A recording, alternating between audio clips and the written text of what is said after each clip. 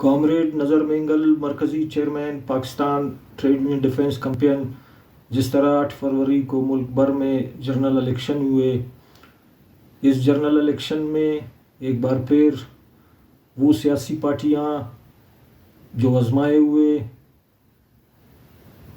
पुराने चेहरे के साथ एक बार फिर एक कमज़ोर लंगड़ी लूली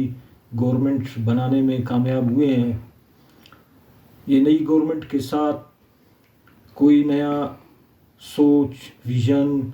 या पॉलिसियाँ नहीं है कि मुल्क जो इस वक्त बदतरीन माशी इक़्तिसादी सूरत-ए-हाल के दलदल में फंस चुकी है उसे बाहर निकाल दे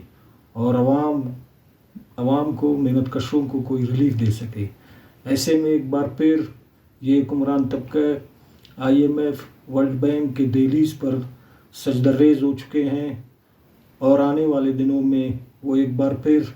मेहनत कशों पर बड़े पैमाने पे हमला करने जा रहे हैं, जिसका वाज़ह मिसाल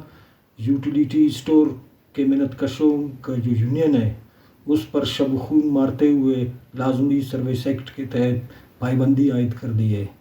और मज़ीद जितने भी इदारे हैं उन तमाम तर इदारों के यूनियंस पर इस तरह के लाजमी सर्विस एक्ट के तहत शब खून मारना चाहते हैं।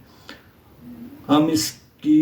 भरपूर मज़म्मत करते हैं और Pakistan trade union defence campaign की तरफ से मुतालबा करते हैं कि हुक्मरान तबका होश के नाखून ले, मजदूर दुश्मन जो लाजमी एक्ट है उसको फिलफौर वापस ले, बसूरत दीगर यूटिलिटी स्टोर के मेहनत कशों के साथ मिलकर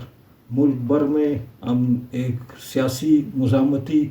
तहरीक चलाएंगे जिसकी वजह से मुल्क का जो सनती माहौल है वो तय बाला हो सकता है।